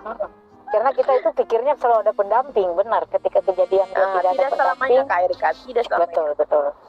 Karena terkadang apalagi kalau tunanetra yang bisa mobilitas, dia kan Iya. sendiri gitu. Iya, yang dia bergerak tetap aktif. Betul. Terima kasih Kade, masukannya itu bisa menjadi masukan kami di dalam rapat biasa ya. Untuk pasien-pasien Nah, Kak kami Erika, ya. ini nih ada yang mau bertanya nih. Oh ya, boleh. Nah, kita ada yang mau bertanya, ini dari Bung Febri. Mau bertanya kepada Ibu Erika, silakan. Silakan Bung Febri. Siang, Bung Febri ya. Iya, Ibu sih mau tanya nih Ibu. Kan saya juga pernah ada beberapa pengalaman saya bahwa ada dokter, saya mulai dari dokter dulu ya. Ada dokter itu yang sangat menjaga privasi kedokterannya itu, jati dirinya itu dengan sangat menolak yang namanya obat herbal apa tahu? Oh siap. Dan kayak jamu gitu ya. Iya, dan kalau saya mau tanya, apakah Ibu juga termasuk yang seperti itu? Dan itu yang pertama Ibu. Itu yang pertama, apakah Ibu juga termasuk yang seperti itu, dan apakah hal itu sebenarnya ada juga dalam larangan melanggar kode etik apoteker misalnya ya? Farmasi atau melanggar kode etik farmasi atau seperti itu. Terus yang kedua, berdasarkan dari pengalaman Ibu cerita dari tadi, Ibu berlatar daripada orang Kalimantan, ada daerah Dayak sendiri. Pasti kan Ibu tahulah sedikit tentang obat-obat alam ya, yang dibilang obat-obat alam. Pasti tahu sedikit ya, yang berdasarkan turun temurun daripada orang tua gitu. Orang tua gitu. Nah, apakah Ibu pernah mendapatkan pengalaman menganjurkan obat alam atau obat herbal kepada pasien-pasien Ibu? Begitu. Oke. Terima kasih Bu Febri. Yang pertama adalah tadi ya tentang obat yang tadi herbal terstandar, obat herbal di mana apakah dokter tidak menganjurkan begitu ya? Tidak. Memang lebih kepada obat kimia. Iya, kepada obatnya. Memang ada beberapa dokter yang dia concernnya itu obat kimia. Kenapa? Karena di dalam pemikiran ketika obat herbal, misalnya ini bukan obat herbal terstandar yang sudah ada logo, sudah BPOM, tetapi kadang pasien kan hipertensi, sudah rebus daun sirsaka, daun ini misalnya berapa lembar gitu direbus. Yang kita khawatirkan mungkin turun tensinya, tetapi dia berefek ke tempat yang lain yang belum pernah diteliti. Artinya sembuh mungkin sebenarnya sembuh hipertensinya, tetapi dia akan berimbas kepada sakit yang lain, artinya yang belum ada penelitian, mungkin seperti itu Bung Febri. Terus yang kedua, apakah pernah menganjurkan untuk minum obat herbal? Selama dia obat herbal terstandar, biasanya dokter masih bisa memberikan seperti batu jin itu kan obat herbal itu sebenarnya. Iya, betul. Obat herbal terstandar, tapi dokter penyakit dalam kami masih anjurkan Bapak izin yang untuk seperti itu, tapi yang ada masih diakui sebagai ada pemeriksaannya begitu Pak, ada BPOM-nya.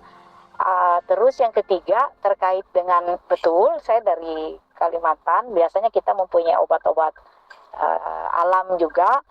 Dulu mungkin sebelum sekolah farmasi saya concern juga bisa misalnya masih sekolah lah, ini minum obat ini, cuman pas sudah sekolah itu yang terbayang Pak, artiannya ketika menganjurkan obat herbal, tapi itu tadi sudah yang terstandar. Ketika tidak, takutnya yang kita takutkan sembuh di bagian yang mana, tetapi menyebabkan sakit di yang lainnya, misalnya ke ginjalnya atau kemana, karena kan obat herbal biasanya itu diolah, direbus atau ditumbuk, dijemur, mungkin seperti itu Pak Bung Febri. Artinya tidak juga yang tidak percaya, tetapi jika bisa masih obat yang sudah BPOM, yang sudah ada uji klinis, biasanya seperti itu. Mungkin bagaimana Bung Febri, apakah? Oh iya Ibu, berarti memang kalau saya rangkum lebih ke kapasitas atau dosis obat tersebut tidak terdeteksi dengan baik ya Ibu ya? Iya, betul Pak. Artinya dia, kita tidak tahu efek sampingnya. Jika sudah melewati, jika sudah. Karena memang betul ada pengalaman yang kalau di daerah Maluku sendiri obat itu kan daun gersen ya, daun gersen katanya. Tapi ada pengalaman juga tuh, ada pengalaman yang ketika dia minum dia tidak mengecek bahwa kadar gulanya itu darahnya itu sangat rendah sekali. Jadi ketika dia minum dengan dosis banyak, dia malah tambah drop. Nah, malah sakit kan jadinya Pak, karena betul Pak, itu saya setuju Pak Bung Febri, artinya kita tidak tahu ketika dia kan rebusnya nih tidak ada nih, kalau dia dari uji klinis kan akan diketahui dalam satu tablet itu berapa ekstraknya, dari berapa ekstrak daunnya yang sudah diekstrak atau apa. Kalau kita rebus sendiri kan biasanya hitung lembar ya Pak, 7 lembar, apa ganjil-ganjil biasanya tuh. Itu yang kepercayaan dulu katanya ganjil-ganjil. Iya, ganjil-ganjil baru direbus berapa takar baru. Betul Pak Febri, setuju itu. Mungkin seperti itu sih kepercayaan terhadap obat herbal maksudnya. Tapi tidak menghilangkan juga. Sama-sama. Saya senang sekali dan pembicaraan ini semakin menarik ya. Aduh, pingin bisanya berlama-lama dengan Ibu Erika ini. Senang juga berjumpa. Banyak mendapatkan informasi. Apalagi tadi saya dengar uji klinis. Aduh, keingat mata kuliah Biofar, uji klinis. Iya betul, bioavailabilitas, bioequivalensi itu. Itu lagi. Benar uji klinis sekali. daripada obat. Aduh, kangen zaman itu. Iya. Oke, baik. Jadi sahabat di sisi seperti yang tadi sudah disampaikan Kak Erika terkait bagaimana pelayanan terhadap disabilitas, dan memang sudah dibudidayakan di Rumah Sakit Yowari Sentani. Dan tadi terkait pertanyaan daripada Bung Febri tentang obat herbal, sebenarnya tidak kita dari tenaga medis tidak melarang untuk pasien mengkonsumsi obat-obat herbal, itu tidak. Tapi kalau boleh herbalnya sudah ada izinnya, izin Balai-POM, izin Dinas Kesehatan, supaya masuk ke obat herbal yang standar, yang berstandar. Iya, benar. Dan tadi seperti Kak Erika sampaikan, Batugin, betul sekali. Batugin sampai sekarang masih tetap dianjurkan oleh dokter spesialis penyakit dalam. Untuk pasien-pasien yang ginjal ya. Iya, benar. Ada batu ginjal.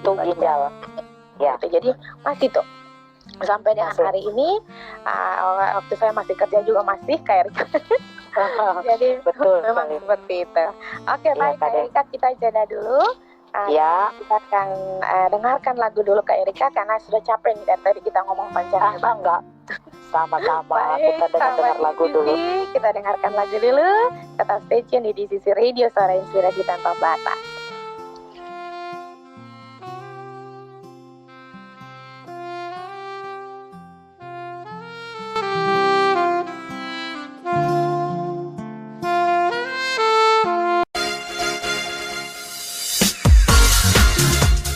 Sahabat DCC masih bersama dengan DCC Radio, Suara Inspirasi Tanpa Batas.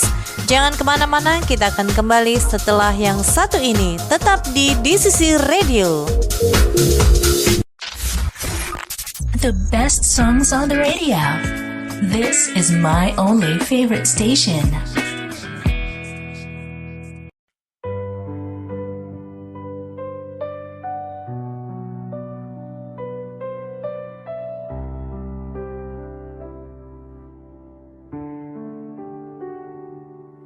Malam berjalan tanpa suara, kita diam di jeda yang sama. Kata-kata tak sempat bicara, namun hatimu terasa dekat. Diramai sepi bersama, kita belajar saling menerima. Meski arah tak selalu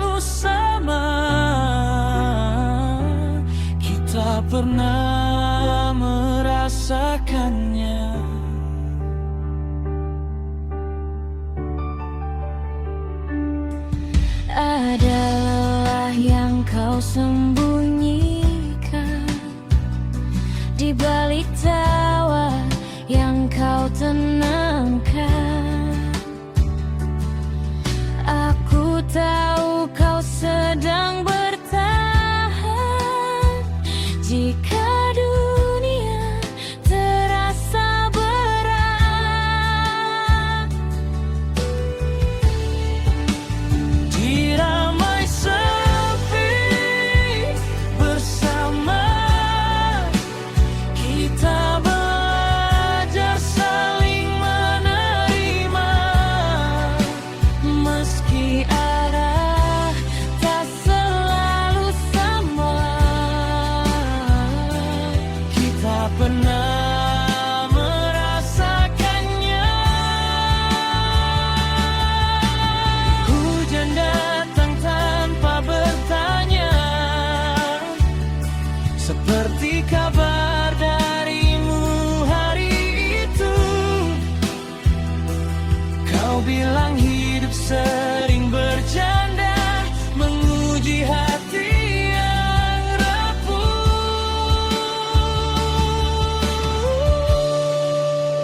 Diramai sepi bersama, kita belajar saling menerima.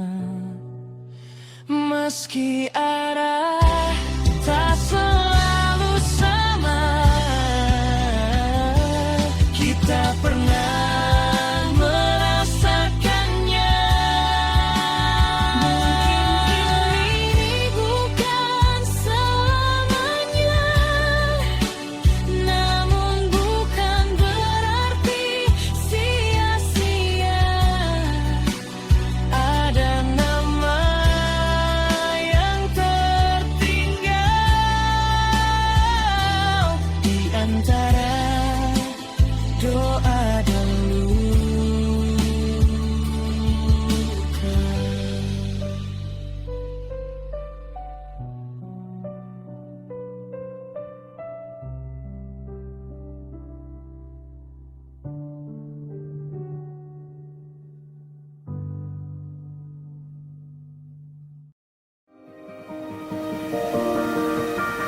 Yesterday, we were only kids, could never fade away.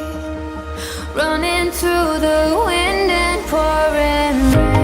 Memories at the door, burning bright from long before. We don't talk anymore. What are we fighting for? I went my way, you went sideways. We were always running out of time. Don't say we didn't try. Don't say we could ever be the same. Don't say we didn't try. We're not what we used to be. Don't say you wanted me.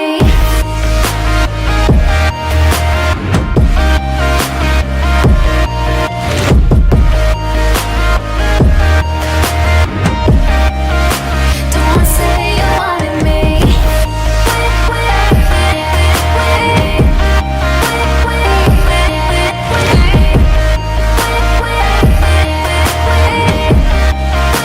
Don't say you wanted me.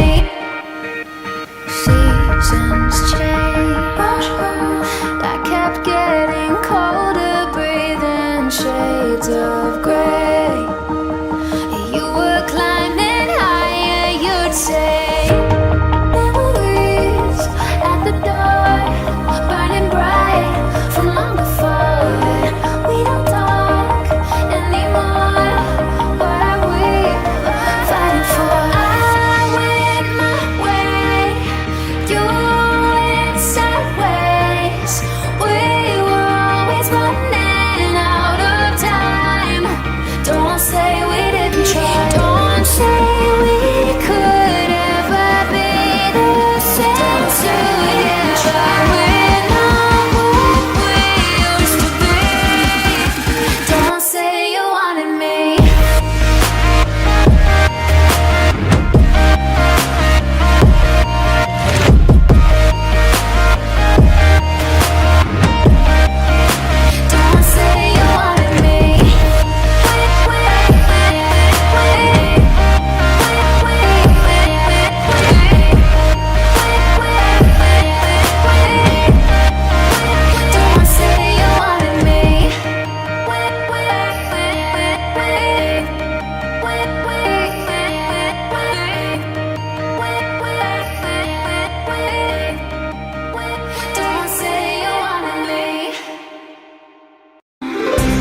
Sahabat DCC, masih bersama dengan kami di Sisi Radio, suara inspirasi tanpa batas.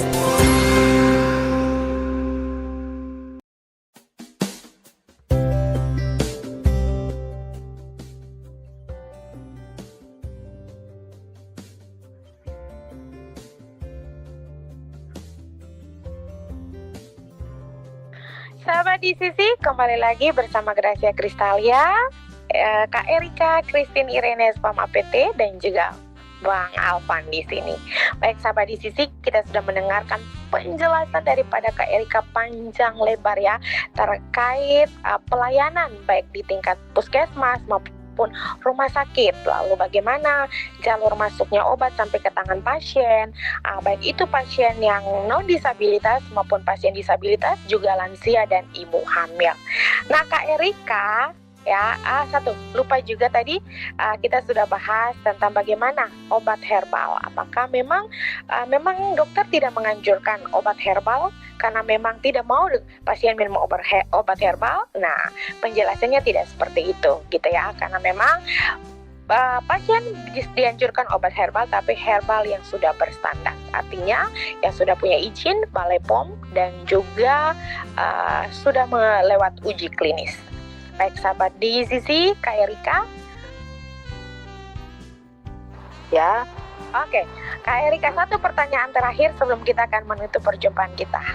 Banyak sekali orang yang bertanya, kenapa lambang daripada farmasi itu adalah ular dan cawan? Oke. Betul sekali. Kenapa ya? Padahal kan kalau dipikir ular itu bisa racun. Jadi dia ada racun. Nah, seperti itulah kita juga orang farmasi. Karena sebenarnya obat, karena farmasi itu adalah dia ahli obat. Artinya ketika bisa racun itu ditampung di dalam cawan oleh kita untuk dijadikan obat. Jadi racun yang berbisa tadi bisa dijadikan obat. Artinya yang selama diminum dengan benar. Jadi obat itu sebenarnya adalah racun, tetapi di sini bukan racun yang mematikan. Artinya adalah racun yang mengobati justru, tapi jika dalam dosis yang benar, sehingga akan terjadi kenapa pasien kita bisa mengalami sesuatu jika dia overdosis, atau ketika dosis yang diminum nggak nyampe, pasien nggak sembuh, jadi harus tepat dosis. Jadi seperti itu. Jadi itu adalah racun yang ditampung untuk dijadikan obat. Seperti itu tadi, seperti bahasa itu. sederhana ya. Jadi sebenarnya obat itu racun, tapi obat dikatakan punya fungsi untuk tubuh ketika tepat dosis, tepat sasaran. Betul kan Kak Erika? Betul. Betul. Oke. Di sisi kita sudah hampir 2 jam bersama dengan Gracia, Kak Erika dan juga Bang Alvan. Saatnya kita akan ada perjumpaan, ada perpisahan juga. Kapan-kapan kita hadirkan Kak Erika lagi. Kita akan bahas gali lagi terkait dengan pelayanan kesehatan. Nah, sebelum kita berpisah, Kak Erika mungkin bisa kasih closing statement buat sahabat-sahabat di sisi semua. Silakan Kak. Iya. Terima kasih. Terima kasih rekan-rekan sahabat di sisi yang sudah mengundang saya selaku praktisi kesehatan, di mana kita adalah orang-orang yang sama-sama belajar, sama-sama menimba ilmu. Jadi closing statement saya adalah bahwa janganlah pernah kita melihat ke atas. Artinya melihat ke atas adalah melihat orang, oh itu orang lebih, oh itu orang. Jadi menimbulkan kita akan iri hati. Tapi ketika kita melihat ke bawah, melihat bagaimana kekurangan, bagaimana kita orang punya ini, maka kita akan selalu bersyukur. Intinya adalah kita harus selalu bersyukur dalam keadaan apapun. Kita mau menjadi apapun, kita harus selalu bersyukur. Hidup itu adalah sementara. Tetapi apa yang menjadi gambaran hidup kita, itu yang dilihat orang di dalam diri kita. Terakhir saya akan memberikan pantun. Jalan-jalan ke Jayapura, jangan lupa singgah di Maluku. Mari kita terus berkarya di dalam keseharianku. Mungkin seperti itu. Kak Erika, terima kasih. Tutup juga dengan pantunnya. Seperti Kak Erika sudah bilang, jangan kita selalu melihat ke atas, tapi mari kita melihat ke bawah, karena masih banyak orang-orang yang membutuhkan kita sebenarnya. Dan biarlah hidup kita menjadi berkat. Oke, baik sahabat di sini kita akan mengakhiri perjumpaan kita. Terima kasih buat sahabat-sahabat semuanya yang sudah mendengarkan di sisi radio hari ini dengan program Inspirasi untuk Disabilitas. Kita akan ketemu lagi minggu depan bersama narasumber-narasumber yang memberikan motivasi dan inspirasi bagi kita semua. Selamat menikmati weekend buat sahabat-sahabat di Nizu semua. I love you all, sayonara, ciao, dan bye-bye. Tahun lama pergi, tahun baru tiba. Kita rayakan dengan geger dan gila. Makan kue, minum kopi. Ganti tahun, ganti nasib. Hitung mundur 10, 9, 8. Kita semua jadi muda lagi. Hitung mundur 7, 6, 5. Semoga resolusi tahun ini jadi nyata.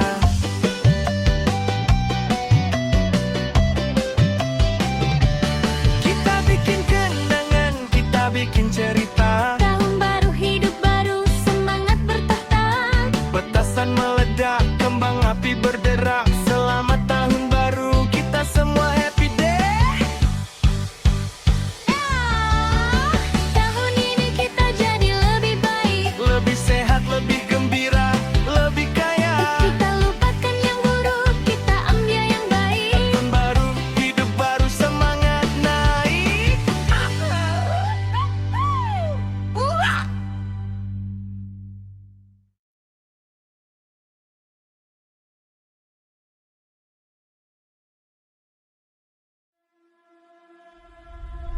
I deleted your number.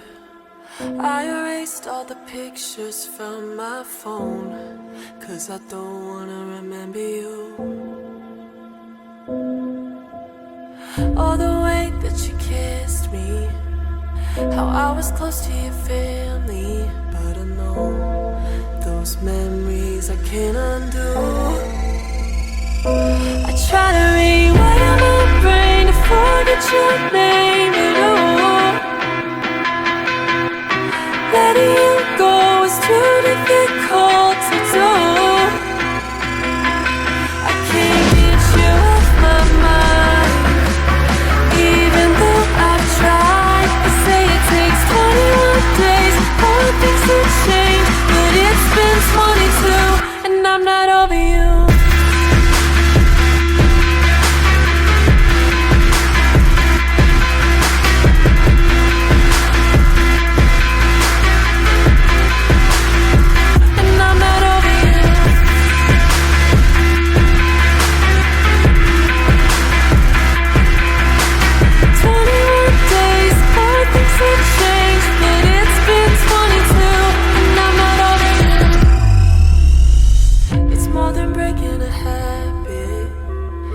Breakups are bound to happen, but it's causing havoc in my head.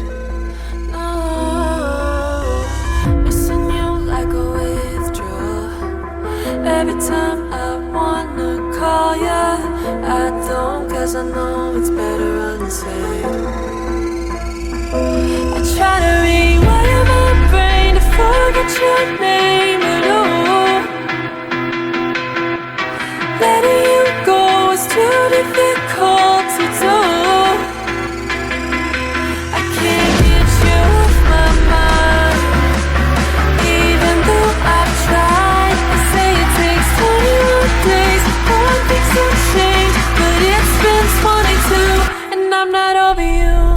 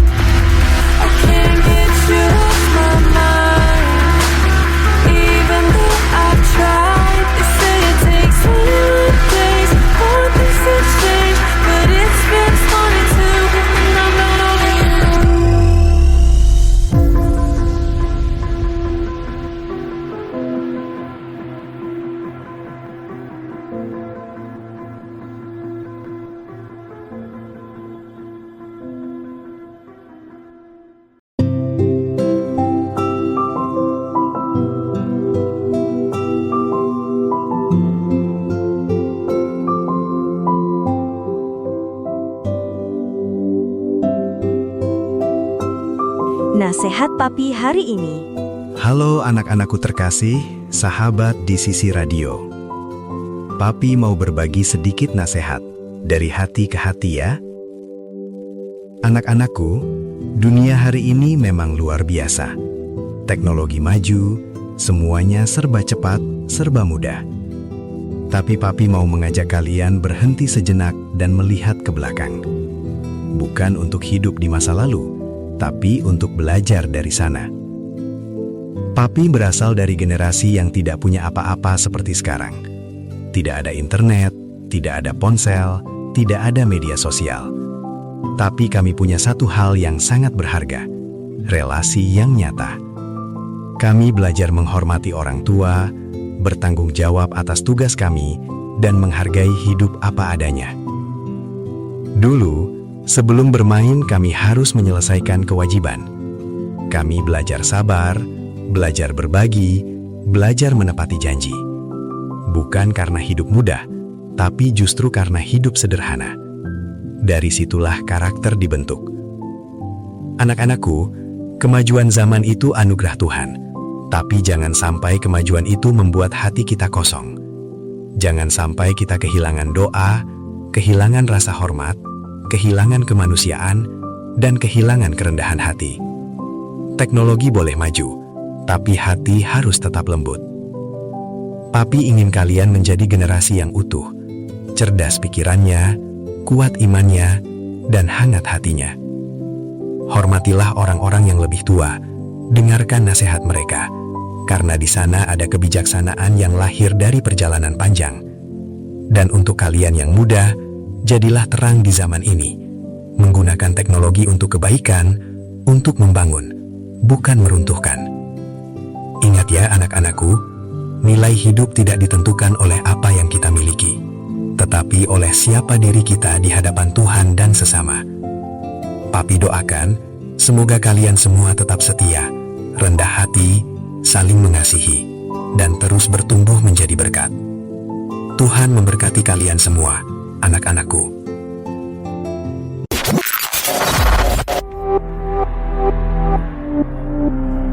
Di sisi radio, suara inspirasi tanpa